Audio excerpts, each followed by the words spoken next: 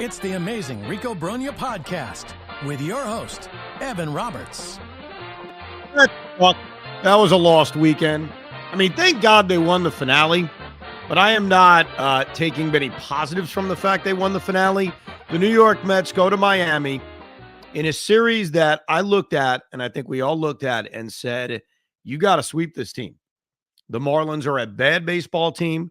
The Mets are coming off this stretch of games against Atlanta and Philadelphia in which they fell flat on their face. They were basically lucky to win 2 games, and you got to go into Miami and you got to sweep them. And think about what we witnessed over the weekend. We witnessed a ass whooping on Friday. We witnessed a soul-taking game on Saturday. And then, yay, we won on Sunday. That's basically what we got. So let's start with Saturday, because I think Saturday's game is one of those games that you won't forget. It's one of those games that if 2024 lives in the dustpan of Mets history, which it may, that may be the one game we remember, because it may be the game that broke Edwin Diaz. Edwin Diaz has struggled this season, and I think all of us have come to different kind of time periods where we start to get worried. I made it clear that after the game against Philadelphia at Citi Field, that was my worry game. That was my game where I said, hey, we got an issue with Edwin Diaz. I'm worried about Edwin Diaz. And then you look at Saturday, and Saturday felt, and I'm trying to remember if I was on DVR or not. No, I was actually live, believe it or not. I was watching this game live. The Mets add the insurance runs, and there's actually that debate on the broadcast of, hey, should they go to Edwin Diaz in the 9th inning? Now that the Mets are leading 9-5, and it's no longer a save situation. And my thought going into that was, I go to him no matter what, because Edwin Diaz needs to fix himself. And so if it's a 4-run lead, or if it's a 5-run lead, or if they had scored more runs that inning, because let's not forget, they had a chance to. The Mets added 2 runs that inning, but they could have scored some more runs. Vidal Brujan made that error, and Francisco Lindor came up with the bases loaded. Let's not forget that. So that game could have been a 6-run game or a 7-run game. And my thought as this was going on was, no matter what, I go to Edwin Diaz because he needs to fix himself. And it's probably better, if he continues to struggle, to go to him with a bigger cushion than if you have to go to him with a 2-run lead or a 3-run lead. That was my view. So for anybody out there that says, how the hell do you go to Edwin Diaz with a 4-run lead, as if somehow that was the magic because it wasn't a save situation to ruin it for him, give me a break. And by the way, I know he doesn't come in a save situation, but that's a blown save because he created a save situation. Like, my belief is you can't create a save situation to get a save, but you can create a save situation to blow a save. You don't get a blown save for that. He just blew it. But he comes in, I got no issue with it. But I'll tell you what I did have an issue with.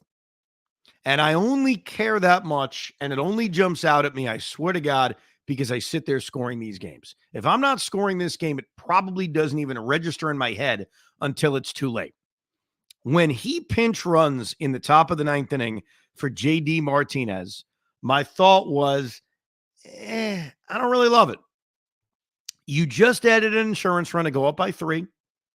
Sure, you get more speed on the base paths, but it's not like it's improving your defense. Why not let JD run the bases? The guy doesn't even play every day anyway, because if God forbid this game goes extra innings because of an implosion, you keep his bat in the lineup. I swear to God, that's my thought. But okay, they pinch run for him. They add the other run. Now they're up by 4 runs. When I see going into the bottom of the 9th inning that Tyrone Taylor was staying in the game and playing left field, I quickly go to the scorecard. I'm like, oh, geez. So you're telling me the pitcher spot is now batting second in the top of the 10th inning? Now, granted, they're up by 4 runs. I don't expect Edwin Diaz to blow a 4-run lead. I got to be honest. As worried as I was about him going into that game, I didn't think he was going to blow a 4-run lead. But it did go into my brain as I'm writing down Edwin Diaz in my scorecard batting second because of the fact that Nimmo came out of the game. Now, I want to jump ahead because we found out after the game that Carlos Mendoza said, well, Brandon Nimmo's stomach was acting up again, and that's why I made the move. Here's why this does not fly. And I'll get to Diaz in a second, but I'll tell you why this doesn't fly. In the ninth inning, all this happened. In the ninth inning, all this happened. Because if Brandon Nimmo is saying, hey, my stomach's bothering me, and this the top of the ninth inning, I'm not using Tyrone Taylor to pinch run for the DH to then stay in and play left field. So the only way this story checks out, and maybe it does, it just seems very unlikely. The only way this story checks out is if Brandon Nimmo doesn't say an effing word about his stomach issues until it's about to be the bottom of the ninth inning, and Mendy's like, geez, well, I just put Tyrone Taylor in the game. He's a better defensive outfielder than DJ Stewart, so screw it.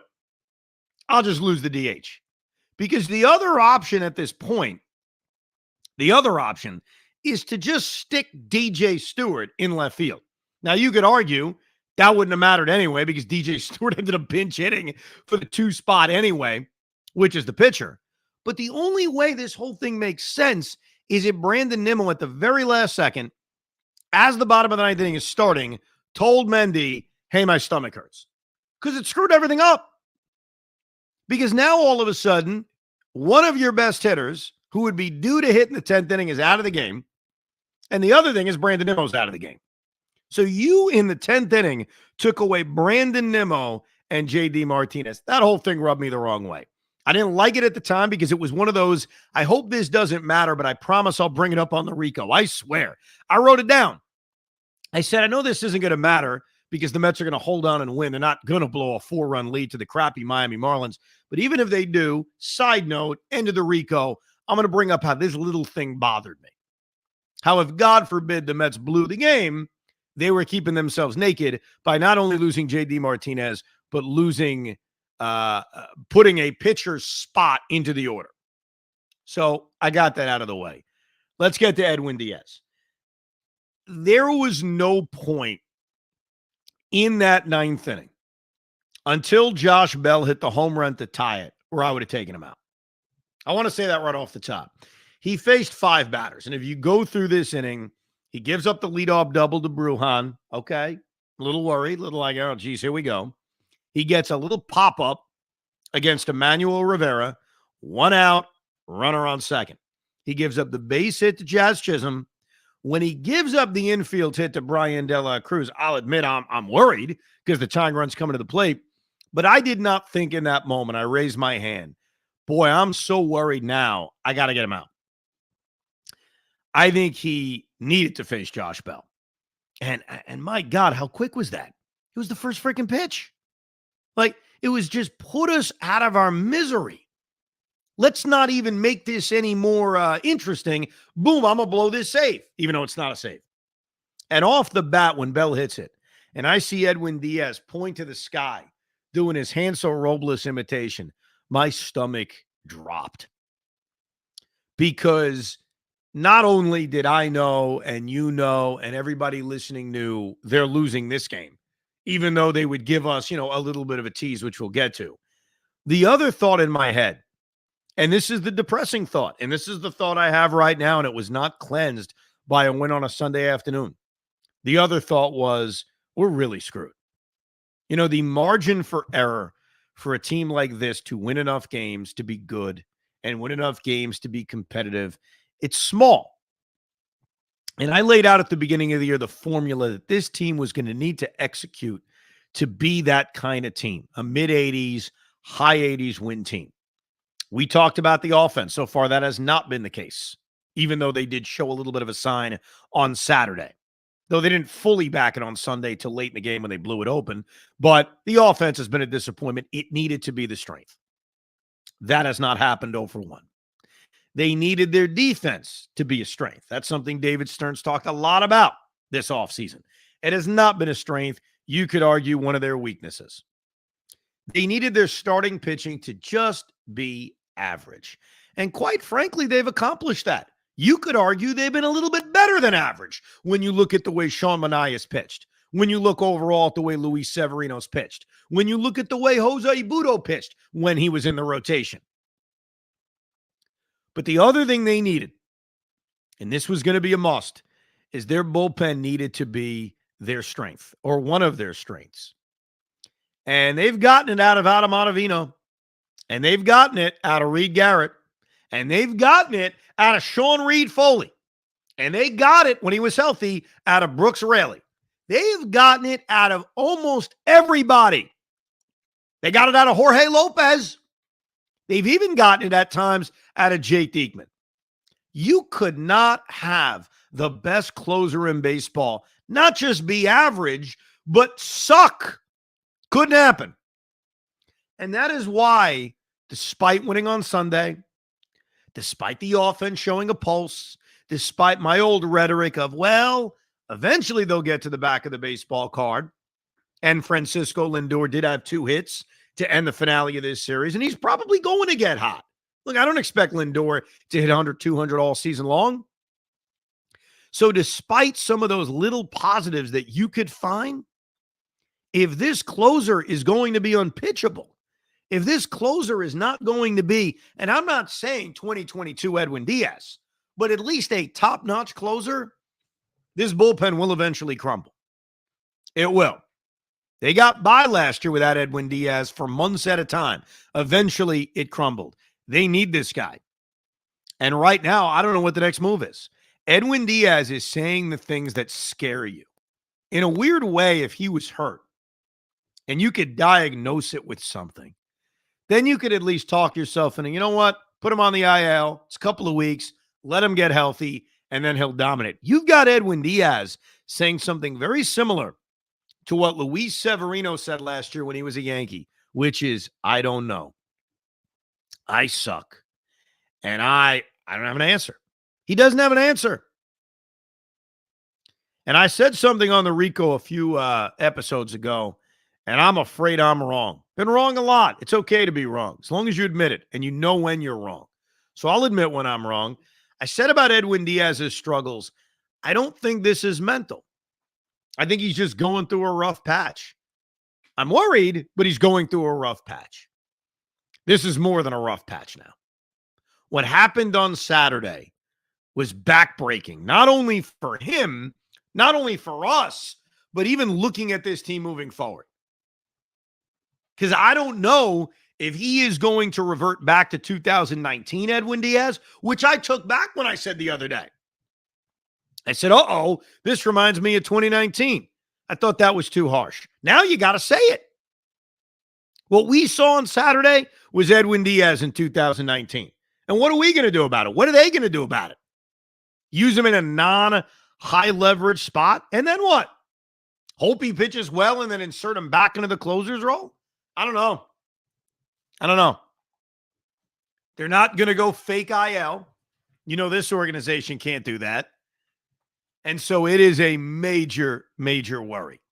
Now, as far as what we're seeing that's getting Edwin Diaz to struggle, obviously it seems like he's overly reliant on a slider. He doesn't have the same command of it. And they are just pounding it when he leaves it up in the zone. So it's a worry right now. It's a damn worry. And I sat there after he gave up that home run to Josh Bell comatose as Jake Diekman got those back-to-back strikeouts. And I said to myself, just win this game. You know, I'll still be worried. We'll all still be worried about what we just witnessed. But win this freaking game. You're playing the Miami Marlins. You're going to have the heart of the order, even though the heart of the order was sort of banged up because of the moves that Mendy made. You're going to have a runner on second and nobody out in the 10th inning. You got Pete Alonso leading off. Get that run home. Get a second run home. You're going to face the bottom of the Marlins order in the bottom of the 10th inning. See, this is how sick I am. My brain immediately went, especially after Diekman got those strikeouts, to, can we just win this game? Just win this game.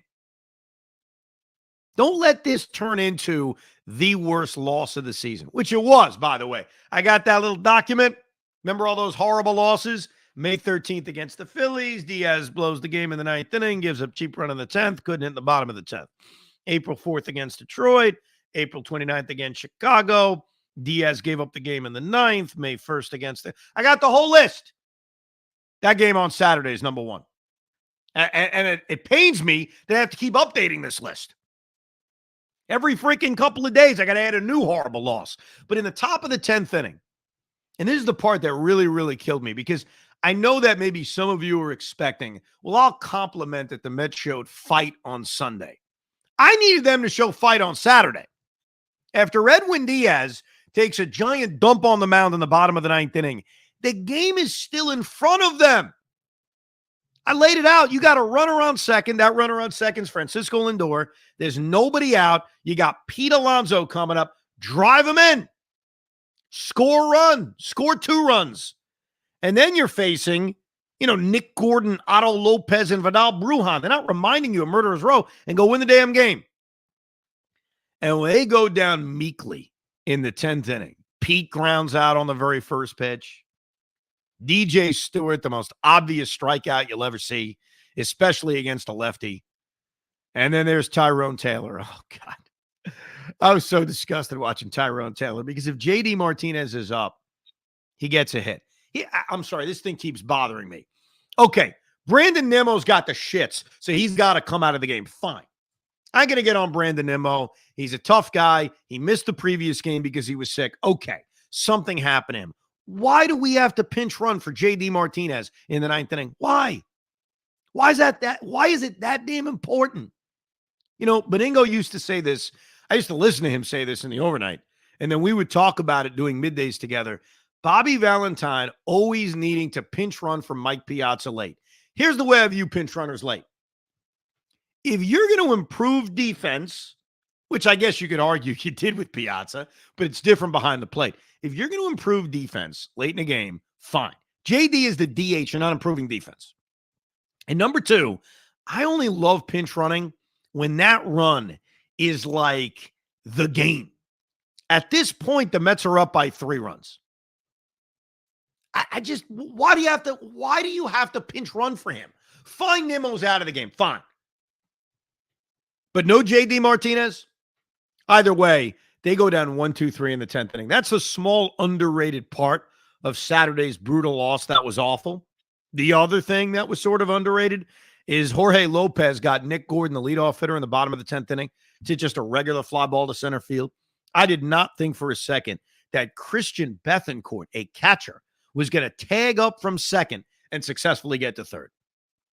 That was the other underrated kind of crappy thing. And then obviously Otto Lopez gets the game-winning hit, infield's in, put us out of our misery, we lose. Exclamation point on the absolute worst loss of the season. And what was so fun about Saturday's game was that Friday was a disaster. They couldn't score any runs. Their offense has been limp. They actually put together a 2-run first inning. They scored a run in the 4th inning on an RBI ground out, which I thought was nice to see. Lindor was behind in the count. I was going to compliment him. Listen, hey, Francisco, you didn't get a hit, but you drove the run in. They put a big inning together in the 5th. Harrison Bader came through with a big hit. Even Jeff freaking McNeil came through with a big hit. And it's like, all right, Mets are scoring some runs. 7 runs in the first 5 innings. And then even when the bats slowed down a little bit and Miami got back into the game in the 7th inning because Luis Severino and Reed Garrett struggled. Really, Reed Garrett did struggle. Can't kill him too much because he was so great on Sunday. But on Saturday, he comes in and again does his thing of giving up hits to the first guy he faces. An RBI single to Josh Bell, and he got through the inning. So really the combo of Sevy running out of gas and Reed Garrett struggling allows Miami to get back in the game. And then they added insurance runs. The inning we talked about with Starling Marte coming through with an RBI double, with JD Martinez coming through with an RBI double. That game on Saturday was like a feel-good game.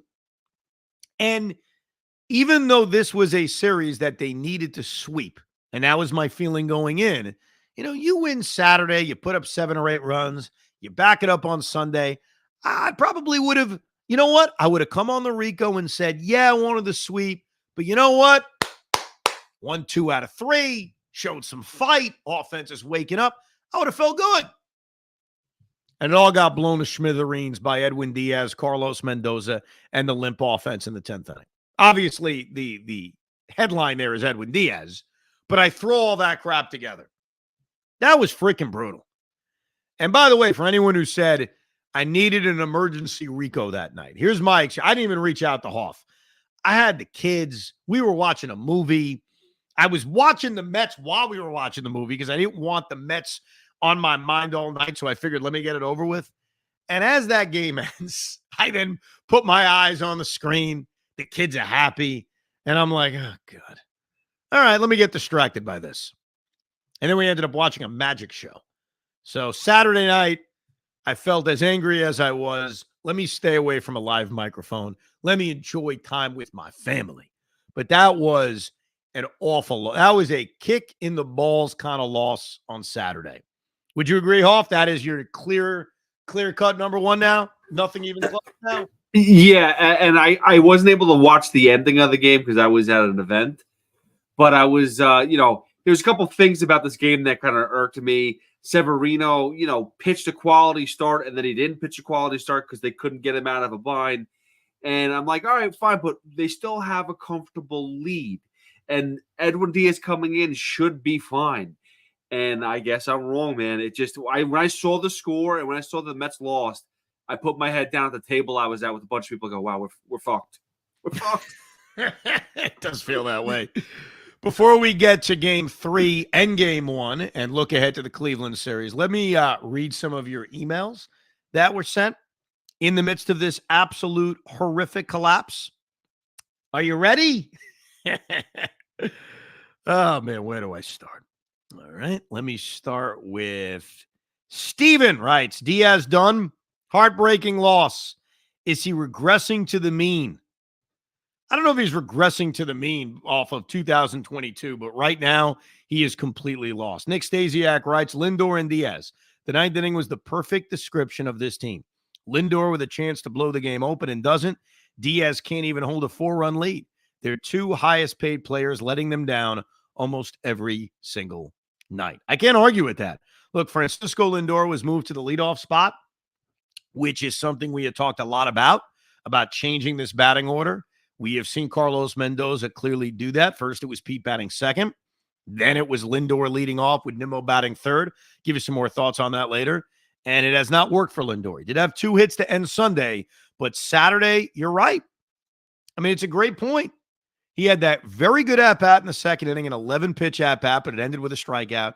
He had the RBI ground out in the 4th inning. He grounds in with double play in the 5th inning with a bunch of guys on base. He flies out in the 8th. And then, yes, 9th inning chance to break the game open, fails. Dustin Healy writes, you know that feeling when you get kicked in the onions and it hurts so bad the pain is delayed? That is what is happening to me. This feels like it's hurting more as time passes. Diaz cannot be the closer until further notice, and here we are in yet another season where everything that can go wrong is. The pitching has been halfway decent most of the year. If we have no reliable bullpen, we have no shot at even an 82-win season. Hopefully the kids pan out in the fall. Here's what's nuts about this, though. Their bullpen, and you could take Edwin Diaz out of it right now because we don't know about his future role. Their bullpen, for the most part, has been pretty good top to bottom. And you look at Sunday's game, they needed 4 innings out of their bullpen. They got an inning, wasn't dominant, but they got an inning out of Sean Reed-Foley. Jake Diekman made the one bad pitch, and Reed Garrett looked awesome and got 6 outs. And that doesn't include some of the other bullpen arms like Jorge Lopez, like Adam Ottavino, that have been very good. So their bullpen has been tremendous. The problem is the back of the bullpen now is a big worry. Clayton writes, I'm numb. The season is over. Feels that way. I'm not going to lie to you. Feels that way. It's very tough, no matter what the math tells you, to have confidence that the winning streak is coming. Howie C. writes, that's one of the most brutal losses I have ever witnessed. This game is one of the most brutal losses I've ever witnessed. A lot of them usually come in September by the Marlins, but this time it happened in May. Stick a fork in the Mets. They are cooked. Very popular opinion. Cooked. AW writes, trumpets, more like a farting tuba. Diaz has reverted to 2019. The Mets have seemingly reverted to last year. If we lose this game, which we will, we just failed to score in the 10th, the season's over. I know that sounds dramatic, hysterical, and irrational, and perhaps it is, but tell me why I'm wrong. it is very, very difficult, other than trying to give you a fantasy and trying to tell you a fairy tale, to talk you out of those emotions. Because enough time has gone by of watching this to be very skeptical that a 10 out of 12 is coming. And then, oh, by the way, if they do that, sustaining after that. So do I feel like the season's over? No, I'm this weird kind of fan where if you ask me, do I think we're going to do anything successful this year? I'll be honest and say no, but I watch every game with hope. And so now I keep it to myself. They won, maybe this means they're going to get hot. Because that's not an opinion, that's a hope. So, yeah, there's enough time in the season where they can stunningly go on a winning streak, but there is nothing that's giving me that confidence. There's nothing I can say on the Rico today that's going to, get everybody pumped up that the winning streak is coming. So, yes, Saturday's game felt like wow, this is a realization that we're screwed. I kind of had the same sentiment. I think at some point yesterday, or maybe it was today, I don't know. But I threw out an X, whatever those things are, X message, and basically said that maybe I'm an idiot, but this team is still going to finish 500, and that's how I feel. You're right. Like, they're not going to go on some crazy run to put them, 90 wins on the season. But they're just going to play this blah baseball all season. We're going to sit here, bitch and moan about some really bad games. They're not going to go on a hot streak that's going to send them, 10 in a row. That's not going to happen. But they're going to win enough games to be in that, trade line, what do we do? I think that coming into this season, a part of why I had more confidence than most is that, 2022 and 2023. And they were complete opposite seasons. One was a really good regular season. The other one was a terrible regular season. And I lean towards, hey, I think they're more like 22 than 23. So far this season, in a lot of ways, has replicated 2023. And so now there's more evidence that 2023 was really what they were, more so than 2022. And the more days that go by, the more sample size that we have, that 2023 was more legitimate than 2022. And that's where my confidence kind of weakens slightly. And right now you say, hey, I still think they end up around 500. I'd sign for that because it means they're not going to completely fall out of it.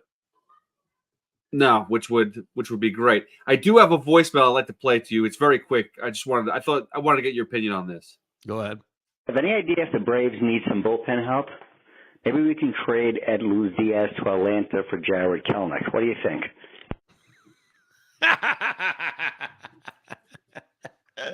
Can you imagine if that happened? Like, we go full circle. Right now, what's Edwin Diaz's trade value? I mean, geez, you're looking around the league, you see a monster contract, and you see a guy that lost the closer's role. If we were playing Mets bingo, okay, we were playing Mets bingo, and this was in March. Like, we wrote down all the different scenarios that could happen for this season. And I admit most of them would be negative because I think most Met fans had a negative feeling coming into this season than a positive. I don't even think the most negative Met fan would have somehow selected on their bingo card Edwin Diaz loses the closer's role before Memorial Day. There's nobody who would have had that. And that's the reality we're facing. The freaking closer that we all couldn't wait to re-sign. We re-signed him. We were devastated when he got hurt last year. Like, it's over. Oh, my God. That guy has lost his job, and it's not even Memorial Day. Can't make it up. A couple of more of your emails, then we'll get to the rest of this series. Tyler writes, the New York Miseries. Evan, I love you, and I listen to you and Tiki every chance I get. We appreciate that. Diaz just gave up the 9-5 lead, and for the first time in my 28 years, I have officially no interest in this team. They have sucked my soul and spirit out of me once again. I feel like that is true. I feel like that's true for a lot of Met fans. I have been Lindor's number one supporter since he got here, but I am slowly starting to turn. I'm tired of him hugging everyone. For Christ's sake, he hugged Jazz Chisholm on second base the pitch before Bell went 600 feet. Is there anything you can say to get me a little interested in this team? Well, number one, I am not in the business of trying to make you interested in the New York Mets. Like, I don't work for the New York Mets. So I'm just going to be honest. And so maybe that honesty will get you interested in the New York Mets. You know what I mean? Like, I'm not here to do them any freaking favors. They take enough of my money. You know what I mean? The interest I have, because, I have seen so many crappy years, so many awful, awful seasons. And a lot of them kind of run together where you forget. The reason I hang in there, especially in May and in June and July, September's a little bit different sell, is hope. Is the hope that baseball is the greatest game in the world. I do believe it is. And a part of why baseball is the greatest game in the world is sometimes the things that make no sense happen. And so this is not me selling the Mets turning it around, but it's baseball. Baseball makes no sense. When you have it figured out, everything changes. So I can't have you interested in the team. I can't sell you on why you should be interested in this team. I totally get why people look at this team and say they're boring. I don't want to watch it anymore. I need a break. I can't talk you out of that. But what I can tell you, and I think this is a part of why I love the sport so much, and a part of why as a fan it's easy to be locked in the following day. Like on Sunday, the day after that horrible loss, I watched the Knicks game. Sorry about that, Knicks fans. I went to my son's music recital, and I had the Mets on DVR. And I was still excited, maybe because I'm sick. I was still excited to say, okay, now I'm going to watch the game. And I think the reason I have that excitement is not because I was excited to watch Sean Manaea, not because I was excited to see the Met lineup, but because I was excited that it is baseball, and when you least expect it, things happen that don't make sense. So my answer to you, Tyler, is it's baseball. And sometimes you don't know. Allison Kane. As I listen to Keith Rad calling most of the second game in Miami, I hear how well he does, although I still think Howie Rose is the best. But I wish he would stop saying negative things about cats. Not today, but in several previous games, he has said he hates cats, thinks they're evil, for no reason. As a cat lover myself, it puts me off. And he should realize that studies show many Americans love cats as dogs. It's not recognized because cats don't need to be walked or run around outside. He's broadcasting to a national audience. I read that on purpose because you know why I want to address this? I am a cat guy. I don't have a cat right now. I have a dog. His name is Dudley. I've had Dudley since 2012 when I adopted him from North Shore Animal League. Shout out North Shore Animal League. But I adopted Dudley because my cat Freedom passed away. And I loved Freedom. And I love cats. Here's what I would tell you about cats and dogs. Sorry, this is just an interlude because it's just so depressing talking about the Mets. Here's what I would say. As someone who had Freedom for many, many years until, unfortunately, she passed away. She had cancer. It sucked, man. Having a sick pet and fighting for them and taking them to the hospital and the vet all the time. Oh, man, it's so depressing. Wow, I just brought us down again. I was talking about something unrelated to the Mets, and it got to that. Anyhow, a cat is a roommate, a dog is a child. And there were nights where I would get home, both as single men. I'm the single man. And I would say, boy, I love that Freedom is like a freaking roommate. I walk in, I'm kind of drunk. She don't give a crap. And she's like, what's up? And she just sits on the couch next to me, lets me pet her, craps when she wants to, eats when she wants to. And it's like, yo, what's up? It's my friend. A dog, on the other hand, is like a child. You walk in, they give you a huge welcome, which makes you feel good. But then it's like, I got to crap. And it's like, all right, bro, give me a minute. I'll get your leash on. We'll go. We'll have a good time. So there's pluses and negatives to both. I would say I'm equal. I'm a cat dog guy. All right. Now that we got that out of the way, let's get to the opener of this series. The opener of this series was a colossal waste of time. Colossal. And look, Christian Scott is a young pitcher. we are going to have to deal with the positives and the negatives. I thought his first 2 starts mostly presented positives. And I'll give you this positive about start number 3 from Christian Scott.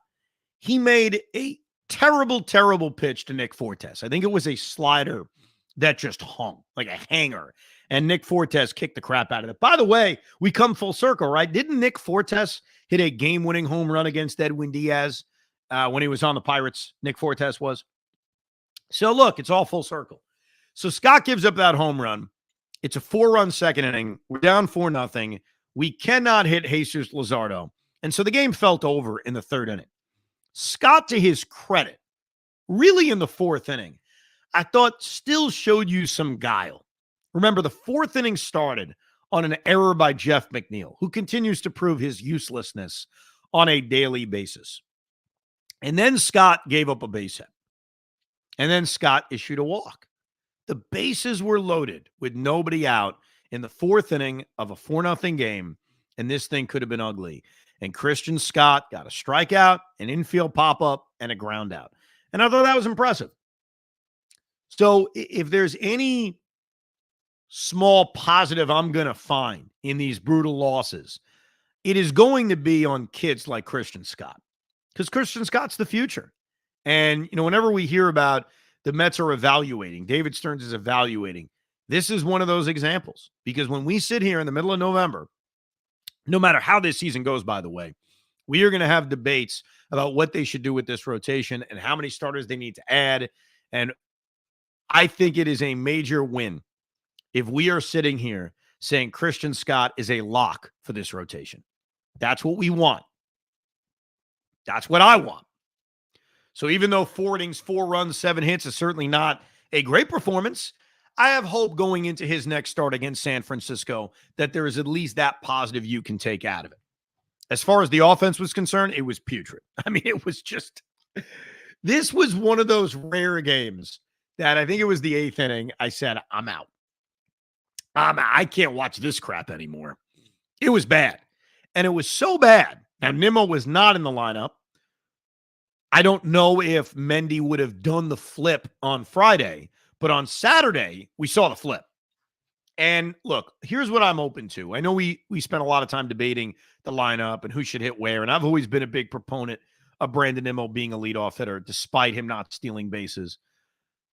When you are struggling, and getting shut out on Friday is an exclamation point on struggles, especially after you supposedly got a big win against Philadelphia on Thursday. And you get shut down by not just Jesus Luzardo, but then the Marlin bullpen. It's not like you showed fight after that. You got to do something. And that's why I'm never again shaking up the lineup when you're not hitting. I'm not, because you got nothing to lose. So even if I prefer Nimmo as a leadoff hitter, when I saw Lindor, Alonso, Nimmo, 1, 2, 3, JD 4, I'm like, fine. Give it a try. Pete has been hitting a little bit. He has. So I understand why Mendy probably didn't want to move him from the 2-hole. The 2-hole he just moved him to. And so now you go Lindor 1, you go Nimmo 3. Here's the problem. Francisco Lindor goes 0 for 5 on Saturday as a leadoff hitter. And then, after getting hit by the first pitch of the game on Sunday, goes 0 for his first 2. So he started the leadoff kind of experiment by going 0 for 7. But, and this is the one thing I'll take into the Cleveland series, got a base hit in the 7th inning, got a base hit in the 9th inning. So maybe, and when I say maybe, I put my hands together to the baseball gods. Maybe this is where Lindor takes off. Actually, you know where I'm hopeful Lindor takes off? The fact they're going to Cleveland. That's the positive I'm trying to find, that here he goes back home, back to Cleveland, the place where he had his most success. And maybe this is the series against good pitching too. It's certainly not going to be easy. Ben Lively in game 1, Cookie in game 2. That should be fun. And then McKenzie in game 3. But maybe this is what gets Lindor going, because Lindor is going to get going. I think the issue we all have is that when he gets going, is it too late? Now, luckily, in the National League, is it ever really too late? The Mets haven't buried themselves. They've buried themselves in the National League East. That one's gone. But I think most of us figured that was gone from the beginning. But right now, 24-24 is the last wild card spot. So the Mets are 2 games out. They haven't buried themselves. So the hope is this can be the moment where Lindor gets hot. As far as Sunday's game is concerned, Sean Manaea pitched really well. 5 good innings, only gives up the 2 runs. That 2-run bomb he gave up to Dane Myers. What was so great was seeing the offense jump on early. They needed that. We needed that. Like, if you're actually sitting there watching this game, because I have a feeling a lot of people checked out on Sunday's game. You just heard those emails I read, and there were more. I'm done with this team. I can't watch anymore. Now you have yourself a beautiful Sunday afternoon. The Knicks are playing a Game 7 at 3:30. I am confident that there were a lot of people, even you Rico listeners, the diehards, who were like, I ain't watching this crap. I need an off day. But for those that were watching, to see the offense jump early on Sixto Sanchez was great to see. Tyrone Taylor hits that bomb to center that I thought was going to get out. And then how about Harrison Bader? Picking up and cleaning up the mess made by Jeff McNeil. Because here's Jeff McNeil. He's starting to show a pulse. He's starting to hit a little bit. He comes up with the bases loaded. Or was it the bases loaded? I think there were 2 on, if I'm not mistaken. No, the bases were loaded. Bases loaded, 1 out, first inning. The Mets are already up 2-0. Come on, Jeff. This is your moment. And he hits a crappy pop-up to left field. He had a base hit later in the game. And when he got that base hit later in the game, I slammed my pen down because I was like, it's such a freaking waste of time. This is when you get your hit.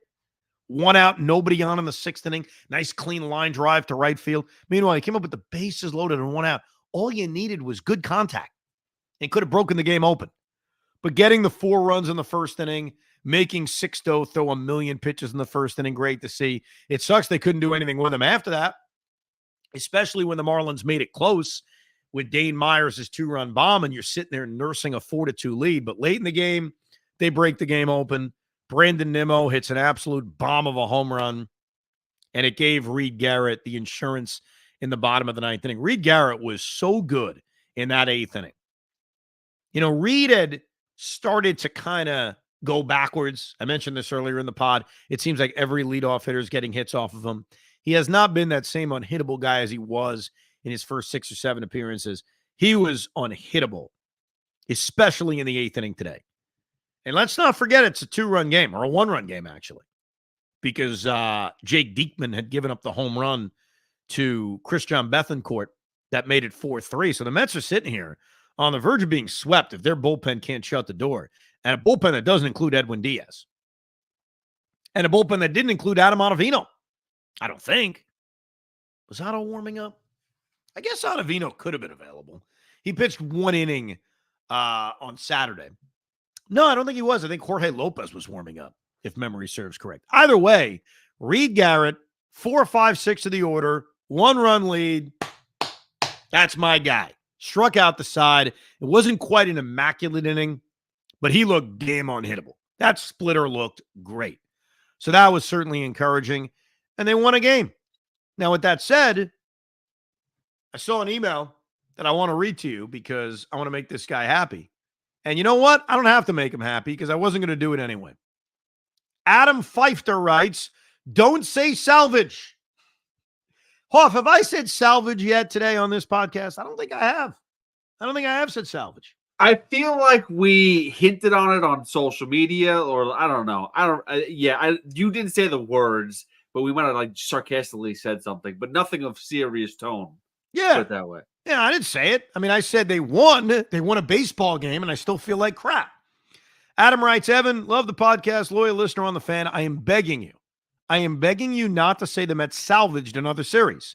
I am so tired of this. Anything but a 3-game sweep of the worst team in baseball is a disaster. Let's face it, the Mets are not good. Diaz should lose the closer's role, and Jeff McNeil should be benched. Another couple of series where they salvaged a game and will be buried. And I don't want to hear we are only a game out of the wild card. I did do that. That one, Adam, that one I did. I think I just said they're 2 games out of a wild card spot. We can all see this is nothing close to a playoff team. Time to break this team up, and let's play the kids. You know why I will push back to Adam and anybody else about where they are in a playoff race. Because even though if I don't see them and Adam doesn't see them as a playoff team, it's a reminder that as bad as things have gone, they have not buried themselves. Sometimes you can, and sometimes it's not even your fault, or sometimes it is your fault, but you're lucky, like the Mets are, that they are 2 games out of a playoff spot. But I bring it up because if by some fluke, and I admit it would be a fluke, the Mets went out and won 5 out of the next 6 games, and they're tied for a wild card spot, you wouldn't care. So I don't like the word salvage here. I agree with you because this was a disastrous series, but I will continue to mention where they are in a playoff race. Because if they're 8 games out, that's pretty bad. Jose Granados writes, Evan, you better not say, I got another you better not say. Evan, you better not say they showed fight and won 1 game to avoid a sweep. This team is cooked. Winning 1 game to avoid a sweep means nothing. Trade JD Martinez now before he gets hurt. That's from Jose. I'm not trading anybody till July. We'll have that discussion in July. I think Luis Arias has messed with people's heads. That is a rarity. But showed fight. I'm not going to say they showed fight, but here's what I will say. I am really happy that the Mets went out and scored 4 runs in the first inning after they suffered their worst defeat of the season. I'm happy about that. That put like a tiny itsy-bitsy smile on my face that they went out there after their worst defeat of the year and scored 4 runs. And I'm happy they won. I ain't going to apologize for that. But I do agree, this series was a disaster. I said it going in. They needed to sweep Miami. Even 2 out of 3 wouldn't have been good enough. Well, they went out and they lost 2 out of 3. And now they take on the first-place Cleveland Guardians, a Guardian team that has scored the 2nd most runs in the American League. How about that? How about the fact that Cleveland has scored more runs per game than the New York Yankees? How about the fact that Cleveland has lost 1 series at home all year long? And that was to the New York Yankees. So the Mets are going to try to do something that only 1 team has done, and that is shock us all by winning 2 out of 3. Tyler McGill will re-enter the rotation on Monday. Adrian Hauser will enter the rotation on Tuesday, and Jose Quintana will pitch Wednesday. So here are my thoughts on this. Jose Budo did enough to remain in the rotation. I am not putting him in the Hall of Fame. I am not comparing him to Tom Seaver. I'm not comparing him to Christy Mathewson. But the idea that we have to watch Adrian Hauser and Tyler McGill over Jose Budo, I got an issue with. Let it be known, if Hauser does not pitch well against Cleveland, can we get him out of this rotation and stick him back in the bullpen? Can we do that? As far as McGill is concerned, it's a little bit different. He only made that 1 start earlier this year, first weekend of the year against Milwaukee. He had a very good spring training. If you want to give him a fair shot in the rotation, I got no problem with that. But I do not need to see Adrian Hauser over Jose Budo. How about Carlos Carrasco? We better kick his ass. I mean, if we sit there on Tuesday and watch 6 scoreless out of Carlos Carrasco, then it's really over. Then the season's really over. A couple of minor league promotions. Blade Tidwell got called up to AAA. Another arm 1 step closer to the majors. Nolan McLean. I got to watch this kid play. So Nolan McLean's the 2-way player who has pitched very well at single A in Brooklyn. He hasn't really hit that much. I know he's got a good OPS, but he's hitting like 202. I got to watch him. I got to see his game. But Nolan McLean is a 2-way player, and that is pretty exciting. He got called up to AA. And Ryland Thomas, who I'm not as familiar with, left-handed hitting outfielder, got called up to AAA, was tearing it up at AA Binghamton. Unfortunately, we don't have updates on Drew Gilbert and Jet Williams because they're still hurt. So those are the 3 minor league promotions as the Mets head to Cleveland. Then they got the Giants. Then they got the Dodgers. And hopefully, I don't know, they shock us and win a series. That's all we can hope for. But do appreciate all the interactions. Of course, the voicemail. Thank you to that one guy who requested Edwin Diaz for Jared Kelenic. That's a great discussion in July. You can always drop us a voicemail. If Hoff deems it good enough, we'll play it. 725-222-8699. 725-222-8699. And, of course, you can email the RicoB at gmail.com. Thank you for listening. Thank you for downloading. And keep your chin up. We may suck, but it's baseball, and you never know. We hope you enjoyed this episode of the Rico Brogna podcast. It's amazing, isn't it? Make sure you download it now to keep it on you at all times.